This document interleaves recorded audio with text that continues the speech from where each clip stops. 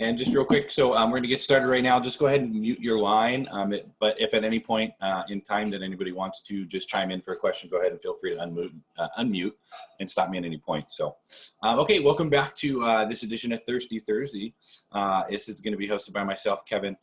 Today we're covering just some basic beer information, and we might dive a little bit deeper into beer and some specialty types next week. But we're going to go over a pretty good selection or pretty wide range of just some basic beer knowledge today. This course is again written by myself and then my director of catering in San Diego, Lauren Solomon, too, as well. So today we'll be covering, we're going to go over real quickly. I got a kind of a real short video on how beer is made. It put it into an animated version that was super easy to follow, real basic. So I kind of like that. And then we're going to talk about different types of beer. We're going to go over some real basic beer, just types you see out on the market today. So how beer is made. So I got a little YouTube video, so we're gonna get that going right now.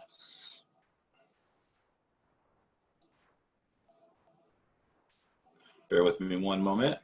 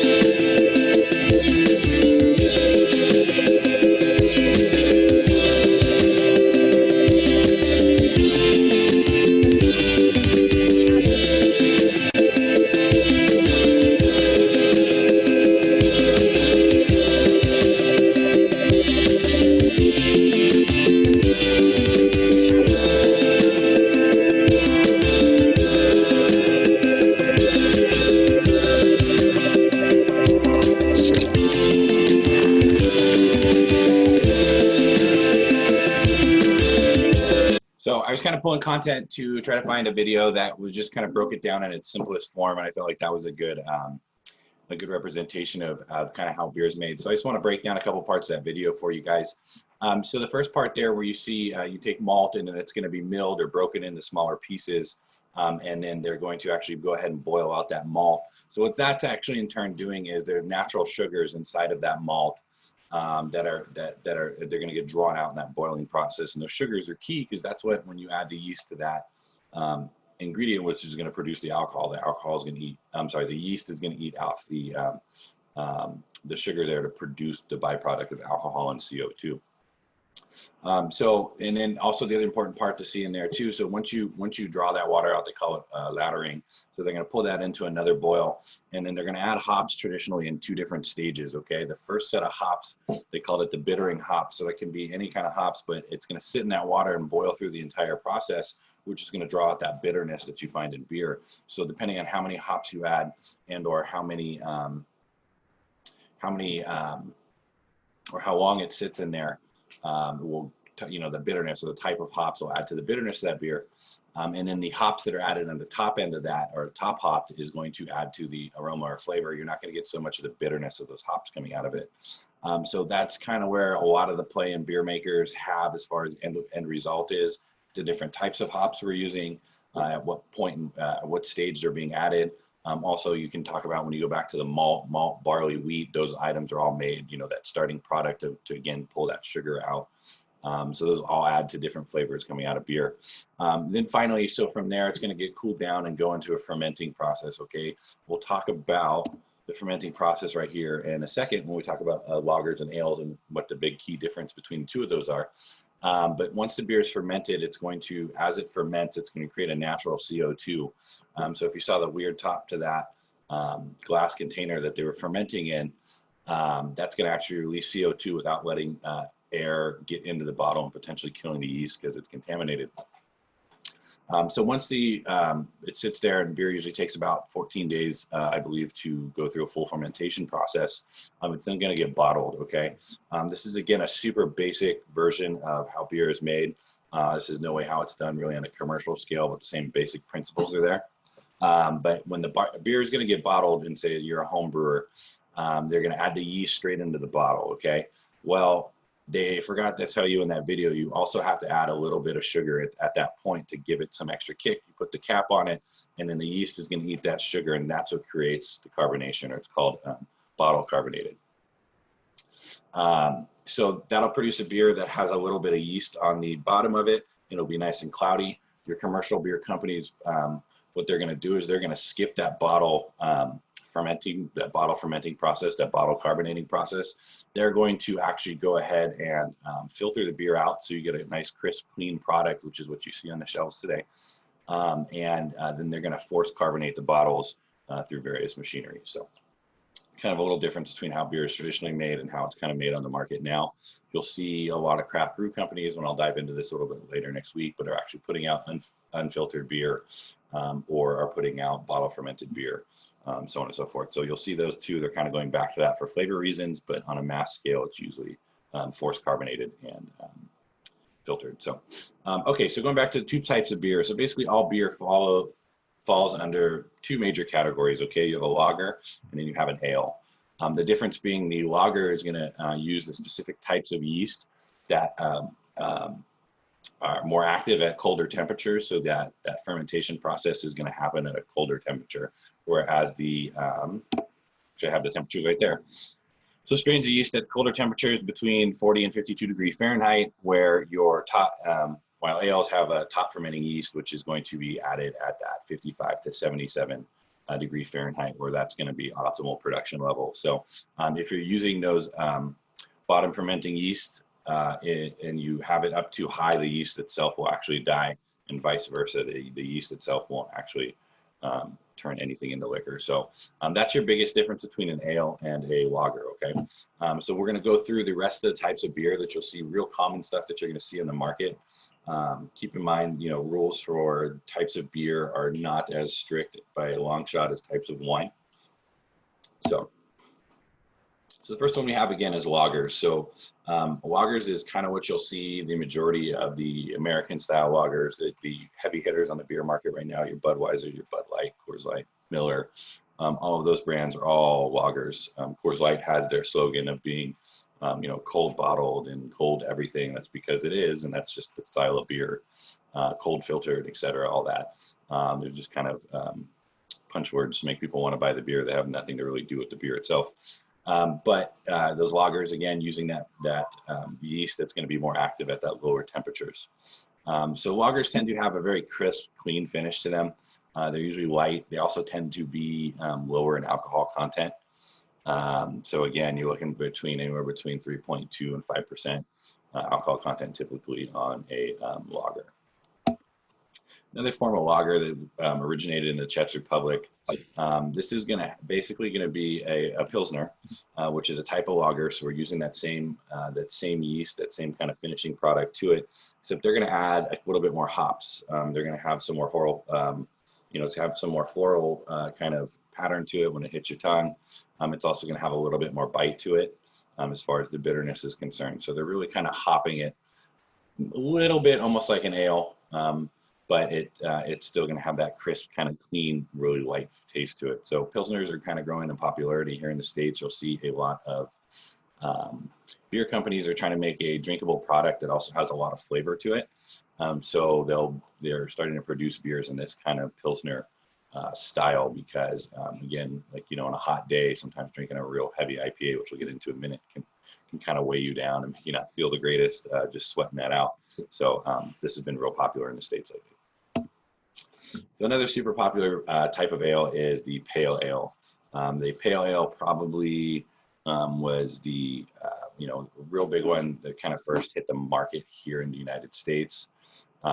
So this is what they call it. They're using top fermented beer made from predominantly from pale malt. So they're not adding when we talked about adding the, I can't even think of it now, the hops in, they're adding less hops at the beginning of that boil and they're adding more towards the end. So they're looking for less bitterness and more flavor coming out of that beer. So again, your top hop beer is going to not add the bitterness when it's added towards the end of that boil. So that's going to be a pale ale. On the inverse of that, you have an Indian pale ale. So the Indian pale ale itself is going to add a lot of hops at the beginning of that boil. It's going to be very bitter. You'll have other categories like a double IPA, which is going to just be excessively hopped or twice as hopped as, say, the normal version of that IPA would be. And then they're adding those hops again at the end to really give it that citrus floral taste to it.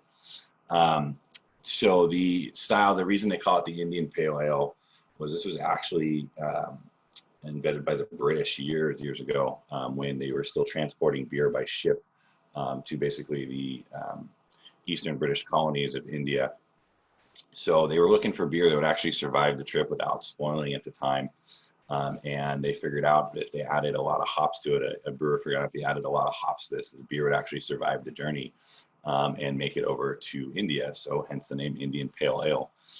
Where I said Pale Ale kind of started the craft brew movement in the United States. The Indian Pale Ale, or the IPA, is by far the heavy hitter, which kind of took it from a small movement to a mainstream thing that you'll see on shelves. It's really, really popular. The reason it's so popular is there's so many different ways, because of the amount of hops you have to add to it. There's so many different ways you can control the flavor of that beer and make the product really taste different from the one sitting next to it on the shelf. You'll have brewers that are adding now even, you know, orange peels, lemon peels, all sorts of different items into this beer during that boiling process to draw even more flavor out of these beers. So again, real popular right now, probably the biggest hitting on the craft brew scene. It's gone down a little bit because I think people, again, got tired of drinking those super heavy, real heavy beers. You'll see these anywhere between that 5% alcohol by volume range all the way up to 10, 11% alcohol by volume. So an amber ale. So amber ale is started the term that they had in Australia, France, and North America for pale ales brewed with a proportion of amber malts and sometimes crystal malt to produce that amber color. So we're looking at a pale ale type beer that's going to be produced just with different malts to give it that kind of more of a, I always say amber ales have more of a caramel taste to them versus being hopped like an IPA or being hopped like a pale ale, not necessarily so bitter, but more of like a caramel, brown sugarous type taste to them. Now, talking about amber ales, the next step is going to be the red ales. Okay, so those are using roasted malts to create that kind of flavor, and we'll talk about roasted malts a little bit towards the end of this too when we talk about stouts. But so they're going to use a roasted malt, which is going to give it that real deep red flavor. So those malts are actually going to be kind of toasted on fire first before being milled and then added into the beer product. That fire is going to, again, it's going to caramelize the sugar that's inside of those malts, which is going to create kind of that real sweet taste to it, kind of the same way as if you were to toast a marshmallow. Think about it that way. It gives it that kind of deep, rich, sweet flavor to it. Not my favorite red ales, definitely not my favorite. Again, I'm not a big fan of those caramelized kind of flavors to it. I don't like that. But if you do, if that's something you like and you want something maybe not as bitter, this would be the way to go. So wheat beers. So wheat beers are super popular here in the United States. Probably the biggest, I think the 10th most popular beer on the market right now is Blue Moon, which is a wheat beer, or you'll often hear it referred to as a Hefeweizen, which is the German version of the wheat beer. So wheat beers, you're going to, again, that malt in the beginning is going to actually be wheat that they're going to brew it with, and wheat beers are typically not filtered. They'll still be forced carbonated, so you won't get the yeast in the bottom of the bottles, but they won't be filtered at that process. It's just kind of how it does. It adds a little bit more flavor to the beer. You'll see the percentage breakdown on how much barley and wheat is added to that. Also, typically, too, wheat beers aren't going to be hopped a whole lot in the beginning of that boil. They'll be hopped more at the end to produce that kind of aroma and citrus flavor to it. They tend to go really well with citrus, so you'll always see Blue Moon kind of recreated that whole marketing piece. There was a big marketing piece for them. Typically, wheat beers used to be served with a lemon. Blue Moon came in and found that they liked the way it tasted with an orange, and they kind of flipped the entire market. And they actually did a huge marketing campaign when that beer first came out, advertising campaign to promote the use of orange in their beer. So, a little history there.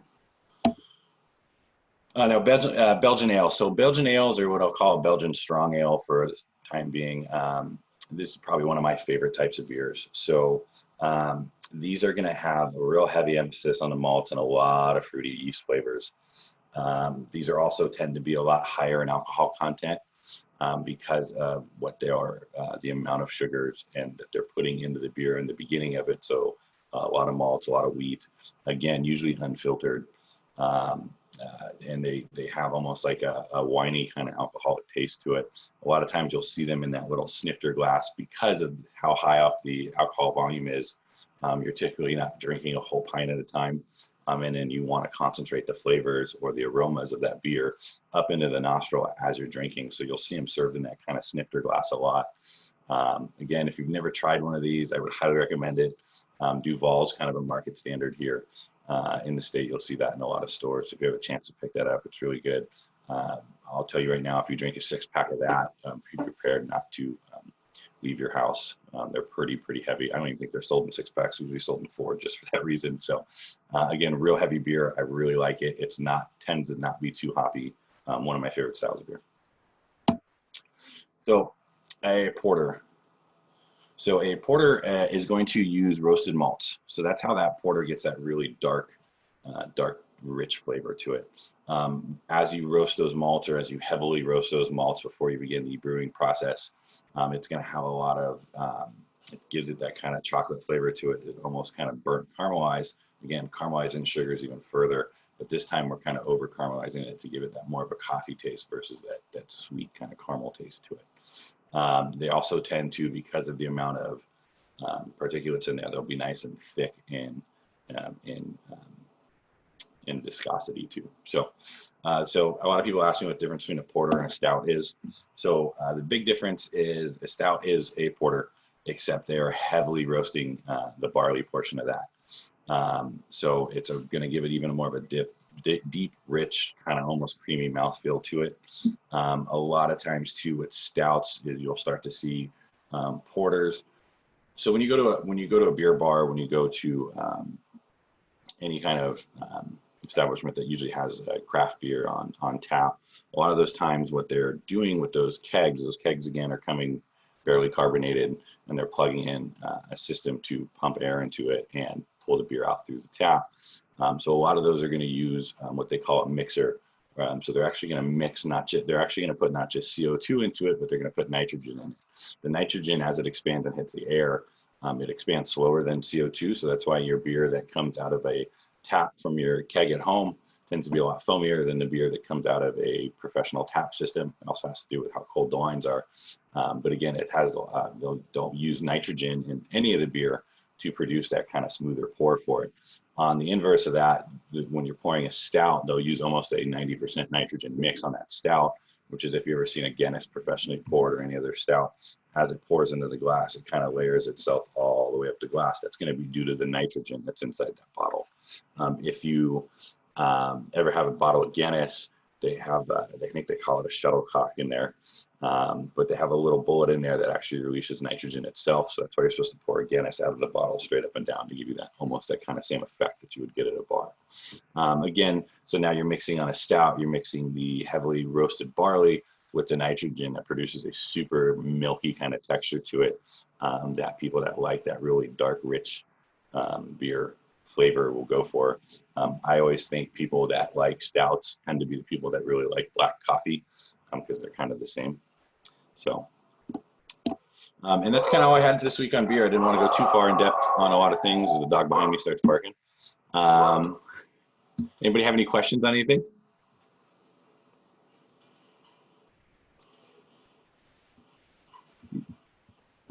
Yeah, actually, I do. Thanks for the introduction, or thanks for everything on beer here, Kevin. Really appreciate it.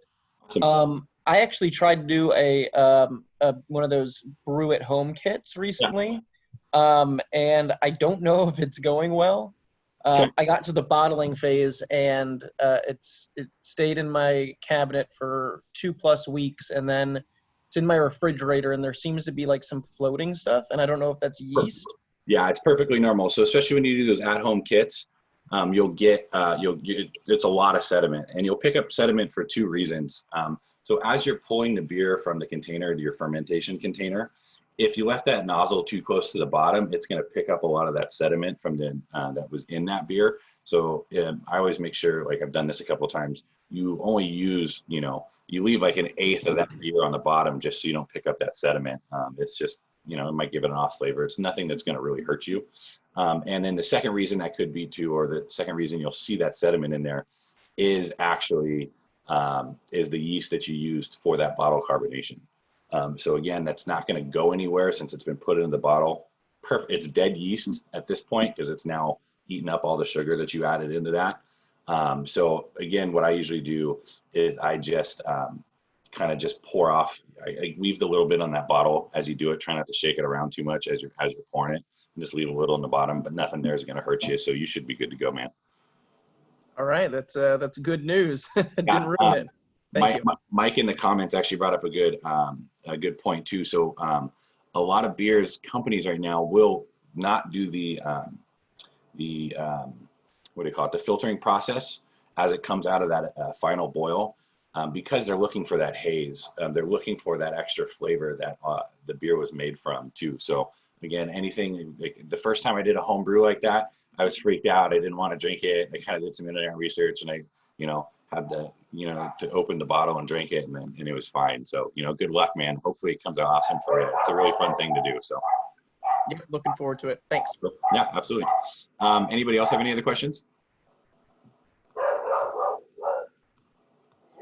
Cool. Awesome. Well, I appreciate you guys. I'm going to dive a little bit deeper into beer next week. We'll talk about barrel